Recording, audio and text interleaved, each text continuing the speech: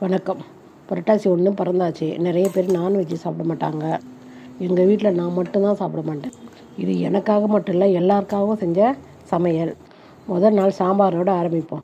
100 துவரம்பருப்பை ஊற வச்சு அதில் ஜீரகம், மஞ்சத்தூள் போட்டு வெங்காயம், தக்காளி, பச்சை மிளகா இதெல்லாம் போடணும். இதில் நம்ம வெங்காயம் சேர்க்காம கூட இதை செய்யலாம். ஒரு ஸ்பூன் எண்ணெய் ஊற்றி குக்கரில் ஒரு 3 விசில் விட்டால் போதும்.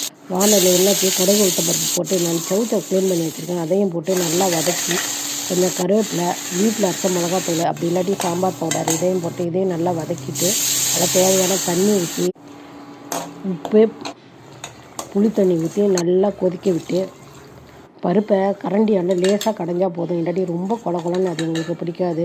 கொதிக்கிற காயை இதோடு சேர்த்து நல்லா தளன்னு கொதிக்க விட்டு இதில் பெருங்காயத்தூள், கொத்தமல்லி போட்டு தளன்னு கொதிக்க விட்டு இறக்கிங்கன்னா சூப்பரான சாம்பார். அதுக்கு ஒரு காய் பொரியல் பண்ணியிருக்கேன்.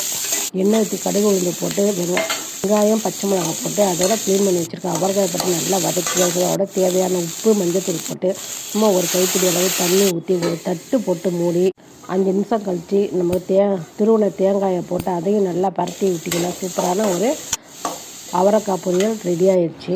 அவரைக்காய் பொரியல் இன்னொரு விதமாகவும் செய்யும். உளுத்தம்பருப்பு, தேங்காய், காஞ்ச மிளகாய், ஜீரகம், கருவேப்பிலை நல்லா அவரைக்காயில் ஒரு 1/2 டம்ளர் தண்ணி ஊற்றி உப்பு, மஞ்சத்தூள் போட்டு இந்த பவுடரை போட்டு நல்லா பரட்டினீங்கன்னா இதுவும் சூப்பராக இருக்கும். இதை தாளிக்கணுன்ற அவசியம் கிடையாது. சுட சுட சாதத்தில் இந்த சாம்பாரை ஊற்றி சாப்பிட்டு பாரு.